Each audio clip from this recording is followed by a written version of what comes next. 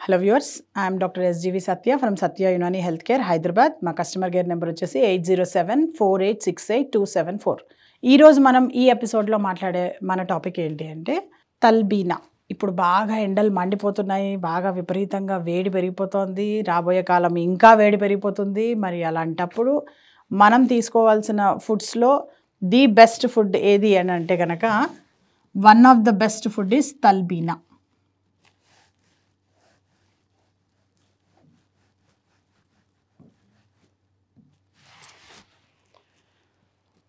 Okay,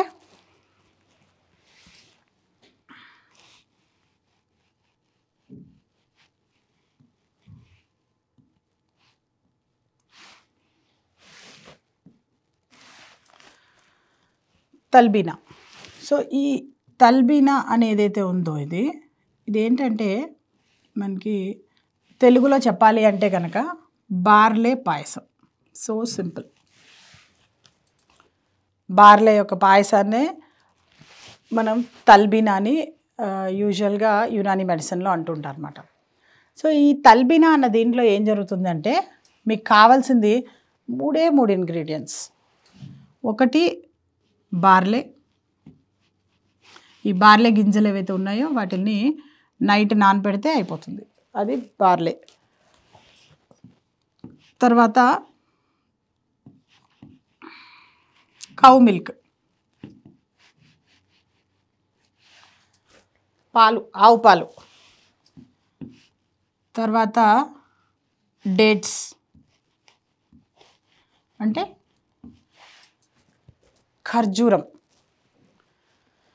so ఇలా బార్లే ఏదైతే ఉందో ఈ బార్లేని ఏం చేయాలి అంటే రాత్రి 1 టేబుల్ స్పూన్ తీసుకొని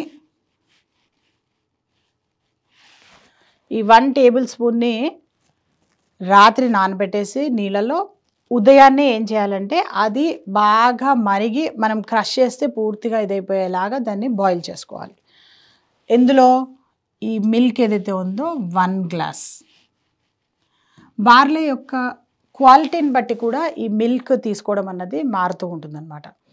కొన్నిసార్లు ఏమవుతుందంటే బార్లే అన్నది పెద్ద గింజలు ఉంటాయి, కొన్ని చిన్న గింజలు ఉంటాయి, కొన్ని క్వాలిటీ బాగుంటాయి, కొన్ని క్వాలిటీ తక్కువ ఉంటాయి.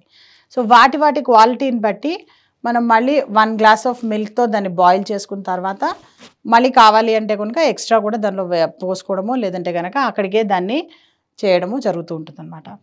దీనికి ఏం చేయాలి అంటే చిన్న డేట్స్ తీసుకునేటట్టయితే కనుక 4 ఖర్జూర పండ్లు లోపల గింజ తీసేసి ఈ మూడింటిని కనుక బాగా చక్కగా మరిగించి దాన్ని పాయసం రూపంలో వచ్చేంత వరకు దాన్ని చెంచాతో మీరు తీసుకొని తినేలాగా వచ్చేంత వరకు వీటిని బాయిల్ చేసుకోవాలి.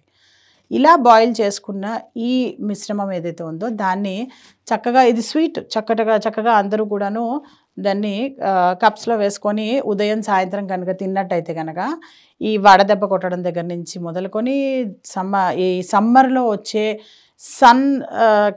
హీట్కి సంబంధించిన సన్ స్ట్రోక్కి సంబంధించిన ఎన్నో వ్యాధుల నుంచి మనము తప్పించుకోవచ్చు అనమాట.